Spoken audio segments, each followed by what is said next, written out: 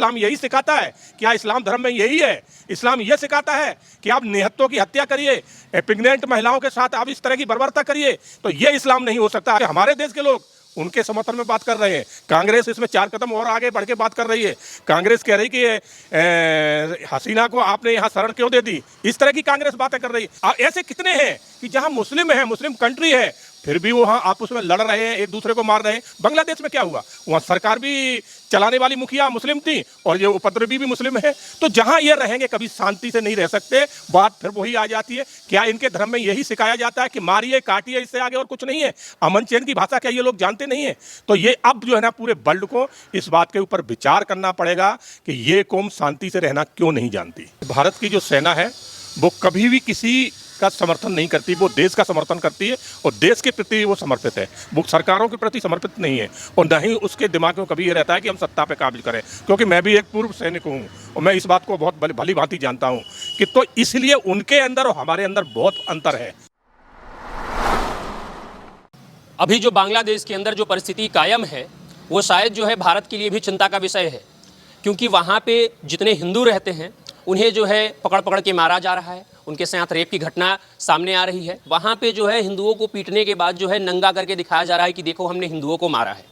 अब इन्हीं सब बांग्लादेश के विषय के मुद्दे पे बातचीत करने के लिए हमारे साथ कैप्टन आई सिंह भदौरिया हैं, जो कि अभी फिलहाल बीजेपी के प्रवक्ता भी हैं। इनसे बातचीत शुरू करें उससे पहले आपकी जानकारी के लिए अपना परिचय दे देते हैं। मेरा नाम है निशांत शर्मा और आप देखना शुरू कर चुके हैं भारत टाइम्स। अभी जो बांग्लादेश में जो परिस्थिति जो सामने आ रही है उस पर आप क्या कहेंगे? देखिए, बांग्लादेश में एक बहुत बड़ी विदेशी ताकतों का हाथ है। जिस तरह से वहाँ एक बहुत अच्छी बड़ी सरकार चल रही थी जिसके साथ भारत के भी संबंध बहुत अच्छे थे, और जब से शेख हसीना सत्ता में थी भारत ने वहाँ पर काफ़ी क्षेत्र में इन्वेस्ट भी किया हुआ था और अच्छी सरकार, दोनों देशों के रिश्ते बहुत अच्छे चल रहे थे। सरकार भी वहाँ की बांग्लादेश की अच्छी चल रही थी, उसने जीडीपी ग्रोथ भी बहुत अच्छी करी थी।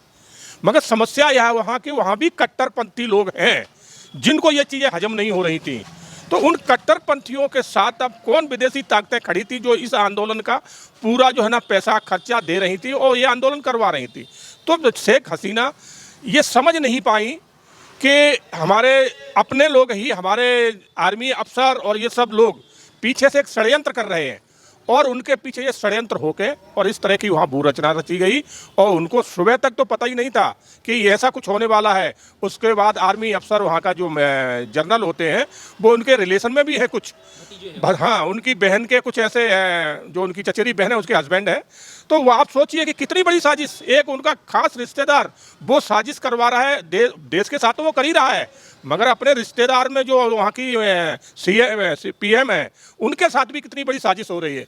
तो ये मैं यही कहूँगा कि इससे यही बात उभर के आती है कि ये कट्टरपंथी लोग जहाँ भी रहेंगे, जिस देश में भी रहेंगे, उस देश में ना तो ये शांति से रह सकते हैं और ना ही देश में अमन चैन कायम रहने देते हैं। तो इसी की जो है ना एक पराकाष्ठा है जो बांग्लादेश में हुआ है। अब सवाल ये आ जाता है कि वहाँ पर हिंदू वहाँ पर बहुत पहले तो जब बांग्लादेश बना था तो वहाँ 30% पॉइंट कुछ थे मगर अब घट के बहुत कम रह गए हैं। उसके बाद भी हिंदुओं के साथ इस तरह की जो वहाँ हरकतें हो रही, उनको मारा जा रहा है, उनके घर जलाए जा रहे हैं, उनको किस तरह से बेइज्जत किया जा रहा है। और तो और एक प्रेग्नेंट महिला के साथ जो जिस तरह से वहाँ बर्बरता करी गई है, तो आप सोचिए कि ये कौन सी सोच है? ये क्या इस्लाम यही सिखाता है? क्या इस्लाम धर्म में यही है? इस्लाम यह सिखाता है कि आप निहत्तों की हत्या करिए, प्रेग्नेंट महिलाओं के साथ आप इस तरह की बर्बरता करिए? तो ये इस्लाम नहीं हो सकता। अगर ये इस्लाम है तो फिर ये देश पूरे वर्ल्ड के लिए अच्छा नहीं है। मैं तो यही कहूँगा। बांग्लादेश के अंदर जो है हिंदुओं के साथ जिस तरह बर्बरता करते हुए दिखाया जा रहा है, वहाँ पे दिखाया जा रहा है कि हाँ हिंदू है, ये देखो इन्हें नंगा करके वीडियो बना के दिखाया जा रहा है कि हमने हिंदू को मारा है। तो क्यों अभी तक जो है भारत सरकार चुप है? क्योंकि हमेशा देखा जाता है कि अगर ऐसी कोई भी घटना घटित होती है तो भारत सरकार तुरंत एक्टिव हो जाती है, पर बांग्लादेश के मामले में थोड़ी सी शांत होती हुई दिखाई दे रही है। नहीं, आपने देखा होगा डे 1 से ही, जिस दिन से ये घटना घटी है, भारत सरकार बिल्कुल एक्टिव है और इसके ऊपर भारत सरकार पूरा एक्शन भी ले रही है और वहाँ के जो जनरल हैं उनके साथ बराबर जो है ना जुड़ी हुई है और उनसे यही कहा जा रहा है कि आप भीड़ पे कंट्रोल करिए, खास करके हमारे जो वहाँ हिंदू रह रहे हैं आप उनको सुरक्षा प्रदान करें। तो उसके ऊपर असर भी हुआ है। बाकी यह है कि अनियंत्रित जो भीड़ होती है ना उस पर कंट्रोल किसी का नहीं होता। तो कहीं ना कहीं ये कट्टरपंथियों के मन में हिंदुओं के प्रति जितनी बड़ी जो घृणा बढ़ी हुई है ये बिल्कुल अच्छा नहीं है। अगर भारत में भी इस तरह के कुछ लोग हैं, आपने देखा होगा कि कल तो परसों से किस तरह के बयानबाजी हो रही है। वो ढाका के कट्टरपंथियों के हमारे देश के लोग उनके समर्थन में बात कर रहे हैं। कांग्रेस इसमें 4 कदम और आगे बढ़ के बात कर रही है। कांग्रेस कह रही कि हसीना को आपने यहाँ शरण क्यों दे दी, इस तरह की कांग्रेस बातें कर रही है। सोचिए ये कांग्रेस आज कौन सी कांग्रेस है? ये वही कांग्रेस है जिसने 71 में जब बांग्लादेश बना था तो इन्होंने पूर्ण समर्थन दिया था उनको, और हमारी आर्मी भी उनके समर्थन में लड़ने गई थी। और तो और जब यही शेख हसीना का पूरा परिवार जब वहाँ इस तरह के दंगे चल रहे थे तो पूरा परिवार भारत में आया था, इस कांग्रेस ने शरण दी थी। आज कांग्रेस उन्हीं का विरोध कर रही है एक वोट बैंक के लिए। तो वोट बैंक नहीं, अगर देश बचा है तो वोट बैंक भी बना रहेगा, और देश ही नहीं रहेगा तो आप वोट किससे लेंगे? कांग्रेस की जो आज इतनी घटिया सोच हो चुकी है, जिस तरह से बातें कर रहे हैं, ये बिल्कुल ना देश के लिए अच्छा है ना देशवासियों के लिए अच्छा है। अच्छा, बांग्लादेश हो गया या बांग्लादेश जैसे जो है 56 इस्लामिक राष्ट्र हैं, जो अभी सोशल मीडिया में बड़ा सवाल एक उठ रहा है कि 56 इस्लामिक राष्ट्र है, शेख हसीना जी को कोई भी जो उन 56 इस्लामिक राष्ट्रों में से देश महफूज नहीं लगा और वो भारत आ गई। भारत तो एक हिंदू लोगों का देश है, तो भारत में उनको सुरक्षा महसूस हो रही है, पर 56 इस्लामिक राष्ट्र जो कहने के लिए है उनमें उनको सुरक्षा महसूस नहीं हो रही। देखिए, आपने एक चीज़ बड़े गौर, आप पत्रकार हैं, इस चीज़ को आपने बड़े गौर से देखा होगा कि जहाँ जहाँ मुस्लिम कंट्री है, जहाँ पूर्ण रूप से मुस्लिम रह रहे हैं, वहाँ कभी शांति नहीं है। अगर एक आध कंट्री को छोड़ दो, बाकी हर जगह मुस्लिम जहाँ एक साथ हैं वो आपस में ही लड़ते हैं। एग्जाम्पल आपके सामने है, पाकिस्तान देख लिए जहाँ मुस्लिम कंट्री है, आप अफगानिस्तान देख लिए, आप ईरान देख लिए, इराक देख लिए, अब कुवैत देख लिए। ऐसे कितने हैं कि जहाँ मुस्लिम है, मुस्लिम कंट्री है, फिर भी वो वहाँ आपस में लड़ रहे हैं, एक दूसरे को मार रहे हैं। बांग्लादेश में क्या हुआ? वहाँ सरकार भी चलाने वाली मुखिया मुस्लिम थी और ये उपद्रवी भी मुस्लिम है। तो जहाँ ये रहेंगे कभी शांति से नहीं रह सकते। बात फिर वही आ जाती है, क्या इनके धर्म में यही सिखाया जाता है कि मारिए काटिए, इससे आगे और कुछ नहीं है? अमन चैन की भाषा क्या ये लोग जानते नहीं है? तो ये अब जो है ना पूरे वर्ल्ड को इस बात के ऊपर विचार करना पड़ेगा कि ये कौम शांति से रहना क्यों नहीं जानती। अच्छा, आपने शांति की बात की, पर अगर वर्ल्ड पीस इंडेक्स की अगर बात करें तो बांग्लादेश 63 पे आती है और इंडिया जो 116 पे आता है। पाकिस्तान भी भारत से नीचे है, अफगानिस्तान भी भारत से नीचे है। इस पर क्या कहेंगे फिर? देखिए, ये जो लिखने वाले हैं ये तो वही बता सकते हैं कि जहाँ इस तरह की अराजकता हो रही है, इस तरह के जो है ना हत्याएं हो रही हैं, और उनको फिर भी आप नंबर में आगे ला रहे हो, तो आप इनके ऊपर न जाइए। हमारे भारत में कभी इस तरह के वायलेंस होते नहीं है, और फिर भी भारत को जो है ना 100 से भी ऊपर ले गए। तो ये वो लिखने वाले हैं, उनका नज़रिया क्या है, वो किसको कैसे देखना चाहते हैं, तो इसलिए इस चीज़ के ऊपर जाना ठीक नहीं होगा। अच्छा, आज जो है वो आपातकालीन सरकार भी बनने जा रही है बांग्लादेश में, तो क्या अब आने वाले वक्त में भारत के और बांग्लादेश के रिलेशन सही रह पाएंगे? देखो, ये समय बताएगा कि आगे क्या होना है। बाकी ये सत्यता है कि भारत पूरी तरह से निगाह बनाए है बांग्लादेश की, पल पल पर निगाह बनाए कि वहाँ को क्या घटनाएं घट रही हैं, और सबसे बड़ी चिंता है भारत को वहाँ जो रह रहे हिंदू, हम उनको कैसे सुरक्षित किया जाए। तो पहला भारतीय जनता पार्टी की सरकार है, प्रधानमंत्री नरेंद्र मोदी का जो पहली सोच है वो ये है कि हम अपने हिंदू भाइयों की बांग्लादेश में रक्षा कैसे कर सकें। अच्छा, ऐसा भी सवाल अब उठने लगा है, या बहुत लोग अगर इससे वाकिफ़ नहीं है तो मैं आपको बता दूं कि बंगाल में तो जो ममता दीदी की सरकार है वहाँ पे भी ऐसी अराजकताएं फैलते रहती हैं। अब तो बंगाल भी देख रहे हैं कि उसकी परिस्थिति क्या है, और बांग्लादेश से बॉर्डर से वो अटैच करते हैं। तो क्या बंगाल की भी परिस्थिति बांग्लादेश जैसी कुछ सालों में हो जाएगी अगर ममता दीदी की सरकार रही तो? देखिए, ये भारत है, यहाँ लोकतांत्रिक व्यवस्था है, यहाँ कोई अगर इस तरह की बातें सोचे तो कभी नहीं हो सकती। सबसे बड़ी बात है कि भारत की जो सेना है वो कभी भी किसी का समर्थन नहीं करती, वो देश का समर्थन करती है और देश के प्रति वो समर्पित है, वो सरकारों के प्रति समर्पित नहीं है। और न ही उसके दिमाग में कभी ये रहता है कि हम सत्ता पे काबिज करें, क्योंकि मैं भी एक पूर्व सैनिक हूँ और मैं इस बात को बहुत भली भांति जानता हूँ कि तो इसलिए उनके अंदर और हमारे अंदर बहुत अंतर है।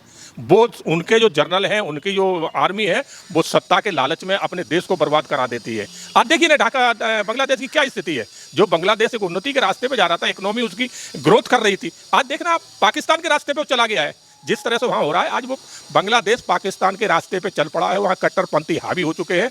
जो पाकिस्तान का हालत था कि जहाँ कोई विकास नहीं है, भूखों लोग मर रहे हैं, आटा 200 रुपये किलो बिक रहा है, वही अब बांग्लादेश में होने वाला है। अच्छा, एक चीज़ और देखा जा रहा है कि जब से नरेंद्र मोदी जी की सरकार आई है, जिनके जो पड़ोसी देश है उनसे जो है वो रिश्ते हमेशा ख़राब होते हुए दिखाई दे रहे हैं। क्योंकि हमने पाकिस्तान से देखा, अभी बांग्लादेश से भी ऐसी परिस्थिति आ गई है, अफगानिस्तान के साथ भी थोड़ा चल ही रहा है, श्रीलंका, मालदीव्स। तो क्या ऐसे नरेंद्र मोदी विदेश नीति को कायम रख पाएंगे? नहीं, विदेश नीति हमारी बहुत अच्छी है, हमारे अच्छे संबंध हैं सभी से। भारत का और नरेंद्र मोदी का एक ही सोच है कि आप अगर हमारे साथ एक कदम बढ़ाएंगे तो हम आपके साथ 4 कदम चलने को तैयार हैं। अगर आप हमारे साथ नहीं चलेंगे, आप अपनी अलग राय बनाएंगे, हमारे देश में अराजकता अराजकता फैलाने की कोशिश करेंगे तो बिल्कुल बर्दाश्त नहीं करा जाएगा, ना ही ऐसे पड़ोसी को हम बर्दाश्त करेंगे। बांग्लादेश में जो घटना घट रही है, अब जैसे मैंने आपसे सवाल पूछा था कि बंगाल का जो है वही परिस्थिति रहता है, वही वैसा ही हमेशा होते रहता है, तो आपको नहीं लगता है कि अगर ममता दीदी की सरकार और भी रही अगर, तो वो ऐसा करने का प्रयास करेंगी बांग्लादेश के अंदर? क्योंकि हमेशा से देखा जाता है कि वो मुस्लिम तुष्टीकरण की राजनीति में हमेशा एक्टिव रहती हैं। देखिए, ममता हो या कोई अन्य हो, भारत के अंदर ऐसा कभी नहीं हो सकता। ठीक है, उनकी सरकार है, कुछ मनमर्जियाँ उनकी होती हैं, जो वीडियो भी आते रहते हैं समय समय पे, क्योंकि उनकी वहाँ सरकार है। मगर भारत में कोई सोचे कि इस तरह का कदम उठाए तो बिल्कुल नहीं।